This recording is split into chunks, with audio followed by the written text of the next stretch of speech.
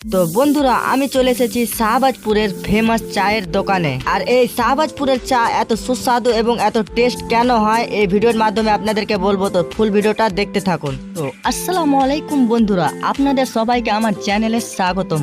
আজকের এই ভিডিওতে আমরা বাড়ি থেকে রওনা দেব শাহবাজপুরের বিখ্যাত চায়ের দোকানের উদ্দেশ্যে। তাই আমরা এখন বাড়ি থেকে বেরিয়ে পড়লাম চা খাওয়ার উদ্দেশ্যে। বিকেলের সুন্দর আবহাওয়া, চারপাশের মনোরম পরিবেশ এবং গ্রামের রাস্তার দৃশ্য আপনাদের সঙ্গে শেয়ার করব।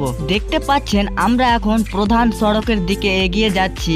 রাস্তার দুই পাশে দোকানপাট, মানুষের চলাচল এবং স্থানীয় জীবনের নানা দৃশ্য দেখা যাচ্ছে। এই পথ ধরে কিছুক্ষণ এগোলে পৌঁছে যাব শাহবাজপুর বাজার এলাকায়। তো দেখতেই না দেখতে মজমপুর পার করে চলে আসলাম ব্যারিজের উপরে। তো এই ব্যারিজটা অনেক লোকের কিন্তু স্মৃতি জমে রয়েছে এই ব্যারিজে। তো বন্ধুরা, আপনারা যদি বাইকের তেল পুড়িয়ে শাহবাজপুরে চা খাওয়ার জন্য কোনোদিন যদি যেয়ে থাকেন তো কমেন্টে অবশ্যই বলবেন। এরপরে আমরা পৌঁছে গেলাম শাহবাজপুরের মাঠ। শাহবাজপুরের এই মাঠটিতে আমরা কিন্তু ছোটবেলায় অনেক ক্রিকেট খেলতে আসতাম। কে কে এই মাঠে ছোটবেলায় ক্রিকেট খেলেছেন কমেন্টে অবশ্যই বলবেন। এরপরে পৌঁছে গেলাম শাহবাজপুর হাটে। প্রত্যেক বৃহস্পতিবার করে কিন্তু এখানে হাট বসে। এই হাটে আপনারা অনেক সস্তাতে জিনিস পেয়ে যাবেন। গল্প করতেই না করতে পৌঁছে গেলাম শাহবাজপুরের সেই ফেমাস চায়ের দোকানে। এখানকার বাজার এলাকা বেশ ব্যস্ত এবং প্রাণবন্ত। প্রতিদিন অনেক মানুষ এখানে কেনাকাটা ও আড্ডার জন্য আসেন। আর এই এলাকার অন্যতম